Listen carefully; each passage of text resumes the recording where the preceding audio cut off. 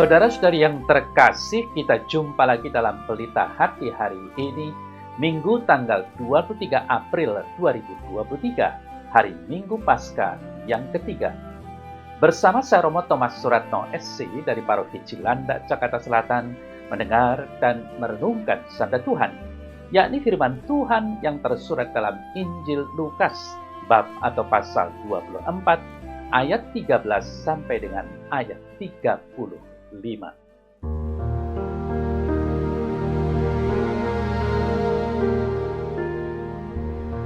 Pada hari itu juga, dua orang dari murid-murid Yesus pergi ke sebuah kampung bernama Emmaus, yang terletak kira-kira 7 mil jauhnya dari Yerusalem, dan mereka bercakap-cakap tentang segala sesuatu yang telah terjadi.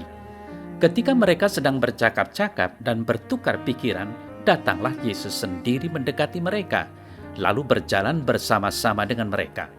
Tetapi ada sesuatu yang menghalangi mata mereka, sehingga mereka tidak dapat mengenal Dia. Yesus berkata kepada mereka, "Apakah yang kamu percakapkan sementara kamu berjalan?" Maka berhentilah mereka dengan muka muram. Seorang dari mereka, namanya Kleopas, menjawabnya, "Adakah engkau satu-satunya orang asing di Yerusalem yang tidak tahu apa yang terjadi di situ pada hari-hari belakangan ini?" Katanya kepada mereka, "Apakah itu?" Jawab mereka, "Apa yang terjadi dengan Yesus orang Nazaret? Dia adalah seorang nabi yang berkuasa dalam pekerjaan dan perkataan di hadapan Allah dan di depan seluruh bangsa kami. Tetapi imam-imam kepala dan pemimpin-pemimpin kami telah menyerahkan Dia untuk dihukum mati, dan mereka telah menyalibkannya. Padahal kami dulu mengharapkan bahwa Dialah yang datang untuk membebaskan bangsa Israel. Tetapi sementara itu telah lewat 3 hari sejak semuanya itu terjadi. Tetapi beberapa perempuan dari kalangan kami telah mengejutkan kami. Pagi-pagi buta mereka telah pergi ke kubur dan tidak menemukan mayatnya. Lalu mereka datang dengan berita bahwa telah kelihatan kepada mereka malaikat-malaikat yang mengatakan bahwa Ia hidup. Dan beberapa teman kami telah pergi ke kubur itu dan mendapati bahwa memang benar yang dikatakan perempuan-perempuan itu, tetapi Dia tidak mereka lihat. Lalu Ia berkata kepada mereka, "Hai kamu orang bodoh, betapa lambannya hatimu, sehingga kamu tidak percaya segala sesuatu yang telah dikatakan para nabi. Bukankah Mesias harus menderita semuanya itu untuk masuk ke dalam kemuliaannya?" Lalu Ia menjelaskan kepada mereka apa yang terjadi tentang Dia dalam seluruh kitab suci, mulai dari kitab-kitab Musa dan segala kitab nabi-nabi. Mereka mendekati kampung yang mereka tuju. Lalu Ia berbuat seolah-olah hendak meneruskan perjalanannya. Tetapi mereka sangat mendesaknya, katanya, "Tinggallah bersama-sama dengan kami, sebab hari telah menjelang malam dan matahari hampir tenggelam." Lalu masuklah Ia untuk tinggal bersama-sama dengan mereka. Waktu Ia duduk makan dengan mereka, Ia mengambil roti, mengucap berkat, lalu memecah-mecahkannya dan memberikannya kepada mereka. Ketika itu terbukalah mata mereka, dan mereka pun mengenal Dia, tetapi Ia lenyap dari tengah-tengah mereka. Kata mereka seorang kepada yang lain, "Bukankah hati kita berkobar-kobar ketika Ia berbicara dengan kita di tengah jalan dan ketika Ia menerangkan kitab suci kepada kita?" Lalu bangunlah mereka dan terus kembali ke Yerusalem. Di situ mereka mendapati ke-11 murid itu. Mereka sedang berkumpul bersama-sama dengan teman-teman mereka. Kata mereka itu, "Sesungguhnya Tuhan telah bangkit dan telah menampakkan diri kepada Simon." Lalu kedua orang itu pun menceritakan apa yang terjadi di tengah jalan dan bagaimana mereka mengenal Dia pada waktu Ia memecah-mecahkan roti.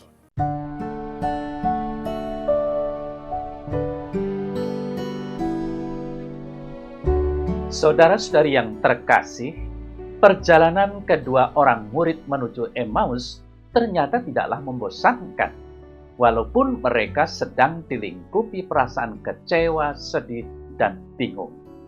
Sebab apa? Karena ada orang yang menemani, dan sedikit demi sedikit orang itu meluruskan tentang kesimpangsiuran berita yang mereka terima.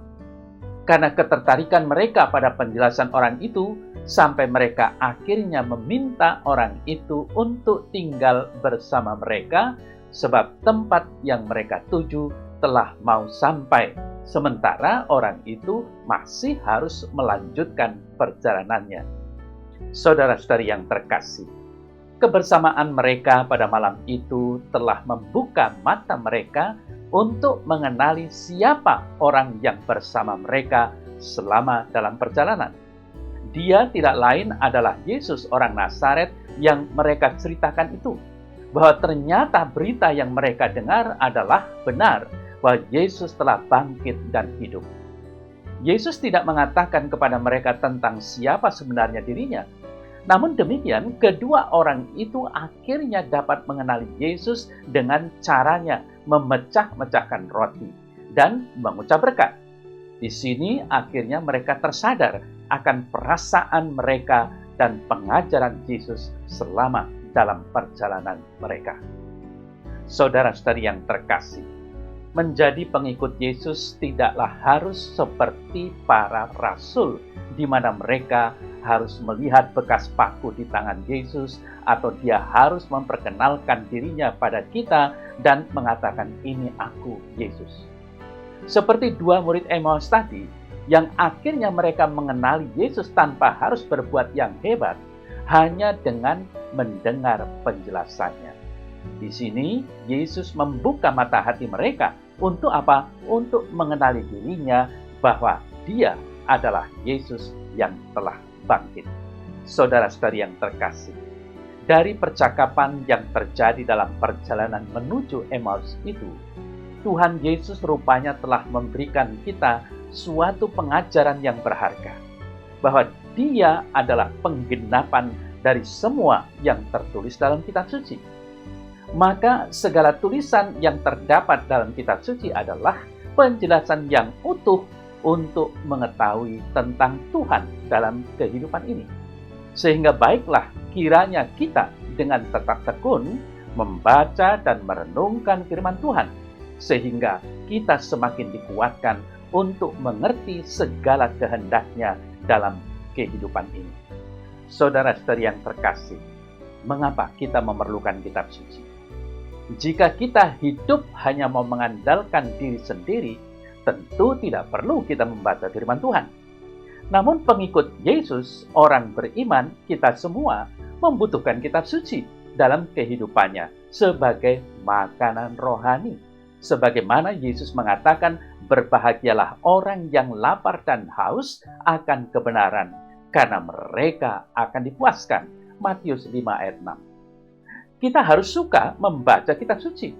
Walaupun kita merasa sulit untuk memahaminya, ingatlah bahwa kita akan berusaha untuk memahaminya jika kita memang sedang haus dan lapar akan kebenaran. Sadarilah saudara-saudari yang terkasih, bahwa firman Tuhan adalah kebutuhan pokok kita. Firman itu yang akan selalu mengingatkan, menegur, menuntun, mendidik kita. 2 Timotius 3 ayat 16. Dan yang akan memperbaharui kehidupan kita setiap saat ke arah yang lebih baik.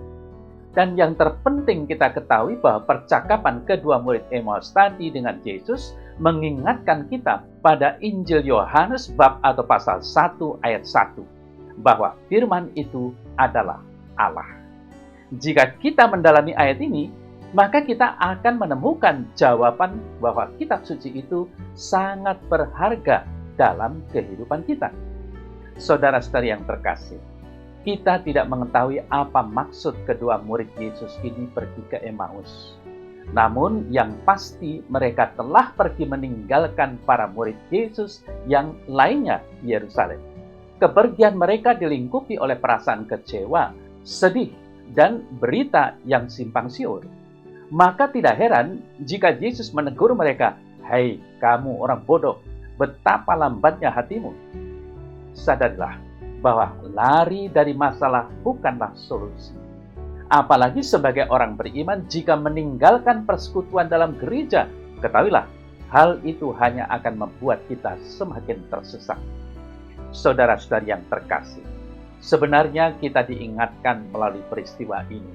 Saudara-saudari yang terkasih, sebenarnya kita diingatkan melalui peristiwa ini. Jangan sekali-kali meninggalkan persekutuan kita dalam gereja karena permasalahan dan pergumulan yang kita hadapi. Walaupun pergumulan kita tidak kunjung berakhir, bukan berarti Tuhan itu tidak berbuat atas hidup kita. Namun sebaliknya, kita hendaknya semakin giat dalam persekutuan. Sebab dalam persekutuan umat dengan Tuhan akan memberikan kita kekuatan, hikmat, dan penyertaan Tuhan itu sendiri.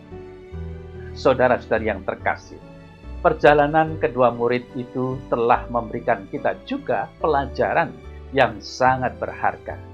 Bahwa sesungguhnya walaupun mereka pada awalnya tidak mengenali siapa orang yang bersama dengan mereka itu, demikianlah dalam perjalanan kehidupan yang kita lalui. Kita menjalani kehidupan ini, Tuhan tidak pernah tampak di mata kita. Namun dalam iman percayalah akan Dia itu Allah yang selalu hadir dan setia mengajar dan membimbing hidup kita. Saudara-saudari yang terkasih, semakin lama kita menjadi pengikut Yesus, seharusnya membuat hati kita semakin dekat dengannya. Ketertarikan kita kepada Yesus akan mengundang Yesus untuk hadir dalam setiap perjalanan kehidupan kita. Dalam pekerjaan, keluarga, dan apapun yang sedang terjadi dalam kehidupan ini, kita akan mendesak Yesus hadir. Namun, sebagai umat Kristen Katolik, yang perlu kita ingat adalah Tuhan Yesus sendiri selalu ada dan hadir dalam Ekaristi. Kita selalu diundang olehnya. Maka dari itu, marilah kita senantiasa merindukan dan memuaskan diri dengan merayakan Misa Kudus, menyambut tubuh dan darah Kristus yang adalah Dia sendiri. Inilah sumber dan puncak hidup kita sebagai orang Kristen Katolik.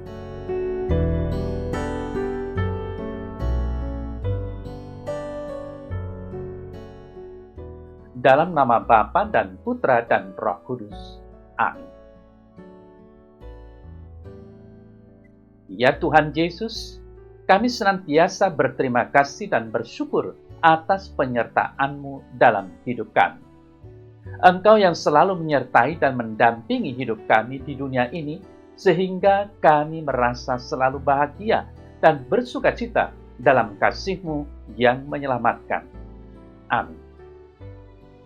Semoga Allah yang Maha Kuasa memberkati saudara sekalian, Bapa dan Putra dan Roh Kudus. Amin.